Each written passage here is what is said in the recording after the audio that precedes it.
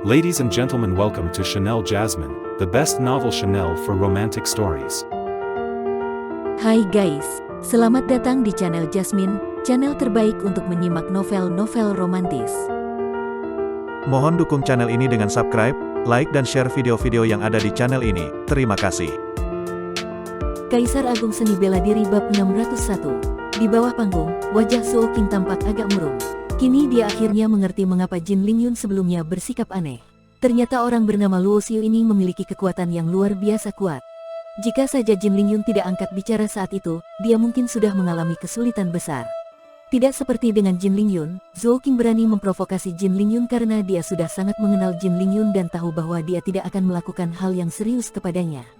Namun, Luo Xiu adalah orang yang berbeda, dan hal ini membuat Zhou Qing memutuskan untuk tidak pernah lagi memprovokasi Luo Xiu di masa mendatang. Ini adalah token penatua kehormatan, kata penatua Wen, sambil mengeluarkan sebuah token dan menutupinya dengan kekuatan magis, lalu mengirimkannya ke hadapan Luo Xiu. Luo Xiu mengulurkan tangan, mengambil token tersebut, dan memberikan penghormatan dengan cara membungkukkan tubuhnya sebagai tanda terima kasih. Sebagai penatua kehormatan, ada hubungan saling menguntungkan antara penatua dan sekte. Sekte memanfaatkan kekuatan para penatua kehormatan untuk memperkuat dirinya, sementara penatua kehormatan memperoleh perlindungan, peluang, dan keberuntungan dari sekte tersebut. Di dalam token tersebut terdapat banyak informasi, termasuk manfaat yang bisa diperoleh penatua kehormatan. Selain slot untuk alam dewa surgawi, para penatua kehormatan juga bisa mempelajari teknik bela diri dan teknik ilahi dari sekte pedang langit, meskipun ini membutuhkan kontribusi yang cukup besar. Luo Xiu fokus pada slot alam dewa surgawi. Informasi yang diperoleh semakin mendalam. Pertarungan untuk memperebutkan slot ini akan diikuti oleh 5 kekuatan Dewa Raja utama, masing-masing mengirimkan 3 orang. Setiap orang yang berpartisipasi adalah seorang setengah langkah Dewa Raja, dan mereka adalah yang terkuat setelah Dewa Raja di masing-masing kekuatan. Slot ini terbatas karena ribuan tahun lalu, perang besar merusak formasi teleportasi ruang, yang hanya bisa dibuka sekali setiap 100 tahun, dan setiap kali hanya bisa mengirimkan 58 orang. Slot-slot tersebut akan diperebutkan oleh 15 peserta dalam pertarungan yang intens. Peringkat pertama akan mendapatkan 20 slot, peringkat kedua 15 slot, peringkat ketiga 10 slot, peringkat keempat hanya 2 slot, dan 14 peserta sisanya masing-masing hanya akan mendapatkan 1 slot.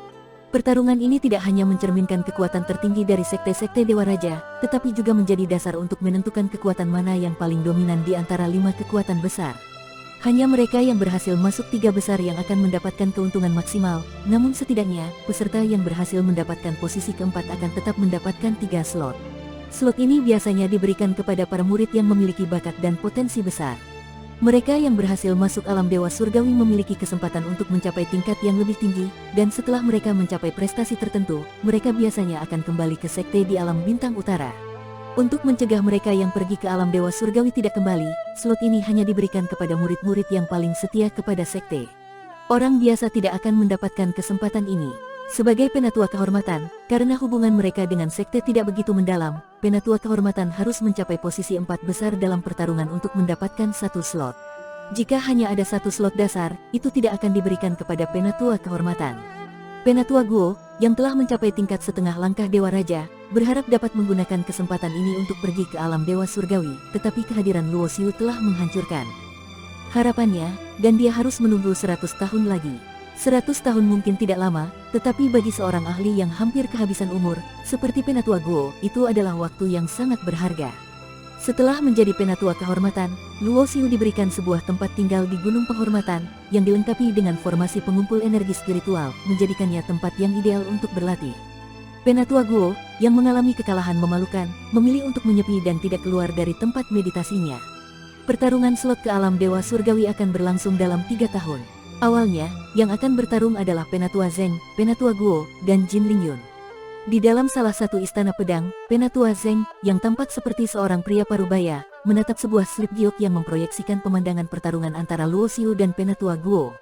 Kekuatan orang ini setidaknya berada di tingkat menengah setengah langkah Dewa Raja, atau bahkan mungkin tingkat lanjutan, kata Penatua Zeng. Keluarga Zhou memiliki 3 tetua, Penatua Wen, Penatua Zeng, dan Penatua Hua, yang masing-masing memiliki kekuatan berbeda. Penatua Zeng adalah yang terkuat di antara mereka, berada di tingkat puncak setengah langkah Dewa Raja. Setengah langkah Dewa Raja adalah tahap yang berada di antara puncak penguasa dan Dewa Raja, tetapi bahkan di tahap ini, kekuatan para kultivator dapat bervariasi tergantung pada tingkat pemahaman mereka tentang hukum-hukum mendasar, serta kekuatan teknik rahasia mereka. Itulah sebabnya mereka dibagi menjadi 4 tingkatan, awal, menengah, lanjutan, dan puncak, meskipun tidak dibagi menjadi 9 tahap seperti tingkatan lainnya. Jika dia berada di tahap lanjutan, dia mungkin memiliki peluang untuk masuk 4 besar, kata seorang pria yang tampak muda di sebelah Penatua Zeng sambil tersenyum. Ketiga tetua keluarga Zhou memiliki penampilan yang berbeda. Penatua Wen tampak seperti orang tua, Penatua Zeng seperti pria parubaya, sementara Penatua Hua tampak muda. Perbedaan penampilan mereka disebabkan oleh teknik rahasia yang mereka pelajari, bukan karena perbedaan usia yang besar. Di antara ketiganya, Penatua Zeng memiliki kekuatan paling besar, berada di puncak setengah langkah Dewa Raja. Penatua Wen dan Penatua Hua juga berada di tingkat lanjutan setengah langkah Dewa Raja. Selain mereka bertiga, hanya Jin Lingyun yang mencapai tingkat setengah langkah Dewa Raja di Sekte Pedang Langit. Namun, Jin Lingyun baru saja memasuki tahap ini, berada di tingkat awal, meskipun kekuatannya hampir setara dengan mereka yang berada di tingkat menengah. Meskipun pertarungan slot alam Dewa Surgawi sangat penting, kekuatan sekte tetap harus dirahasiakan sebagian, itulah sebabnya kelima kekuatan Dewa Raja Utama tidak akan mengerahkan seluruh kekuatan mereka dalam pertarungan ini. Hanya satu kultivator setengah langkah Dewa Raja di tingkat puncak yang akan dikirim. Bakat Lingyun memang luar biasa, sayangnya dia bukan bagian dari keluarga Zhou, dan ambisinya tidak berada di sini. Namun, dia mendapat satu slot untuk alam Dewa Surgawi. Jika dia berhasil mendapatkan peluang di sana dan suatu hari menjadi Dewa Raja, dia mungkin menjadi andalan Sekte Pedang Langit kita, kata Penatua Wen dengan suara berat. Penatua Kehormatan memiliki hak yang sama dengan Penatua Sejati.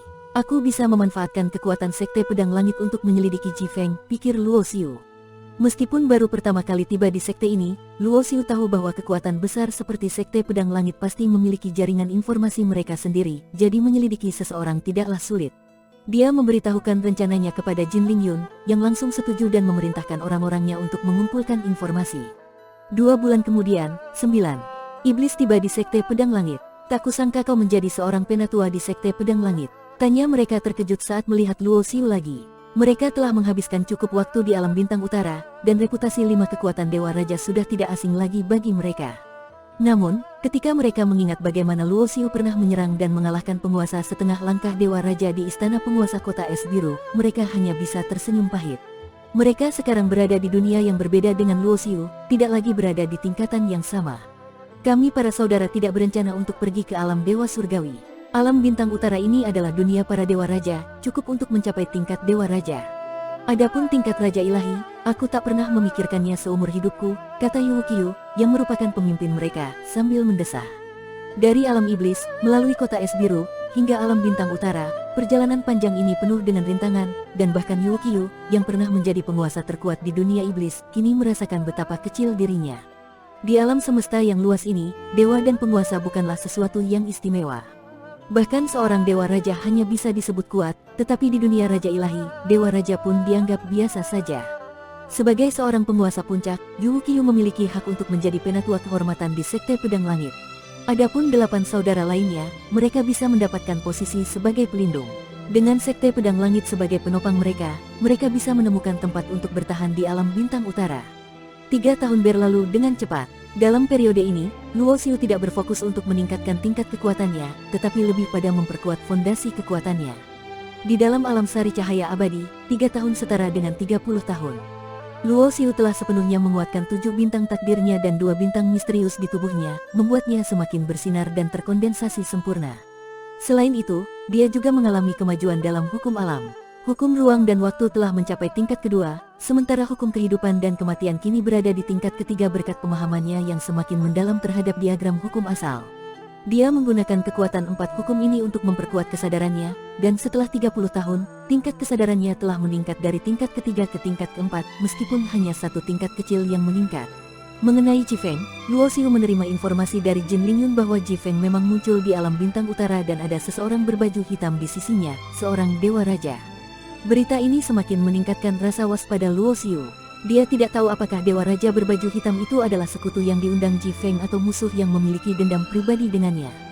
Ji Feng tahu aku datang ke alam bintang utara untuk pergi ke alam Dewa Surgawi, jadi dia pasti akan muncul dalam perebutan slot. Karena dia tahu aku akan pergi ke alam dewa surgawi, dia pasti akan ikut berpartisipasi. Luo Xiu menyadari poin penting ini. Dua Dewa Raja adalah kekuatan yang tidak bisa diremehkan. Dewa Raja dari Sekte Pedang Langit sedang berhibernasi, dan biasanya, para Dewa Raja tidak muncul dalam pertarungan perebutan slot. Jika Ji Feng ingin menyerang, tidak ada yang bisa menghentikannya. Apa yang harus kulakukan? Pergi atau tidak? Luo Xiu mengerutkan kening. Jika dia memutuskan untuk tidak pergi, maka dia harus menunggu 100 tahun lagi. Meskipun alam bintang utara adalah tempat yang bagus, itu bukanlah tujuan akhirnya. Target Luo Xiu adalah alam dewa surgawi, menggunakan dunia Raja Ilahi sebagai pijakan untuk menuju ke 3000 dunia besar. Di dalam dantiannya, 18 bintang kuno yang redup berada dalam keadaan diam. Saat Luo Xiu memfokuskan pikirannya pada salah satu bintang, bintang itu bergetar dan sedikit mengeluarkan aura yang sangat kuat dan tak terduga. Luo Xiu dengan cepat menenangkan pikirannya, dan getaran bintang itu pun mereda. 18 bintang ini adalah bintang takdir yang ditinggalkan oleh Dewa Samudera Bintang. Setelah berabad-abad disempurnakan, bintang-bintang ini telah menjadi harta karun seorang Raja Ilahi dengan kekuatan yang luar biasa.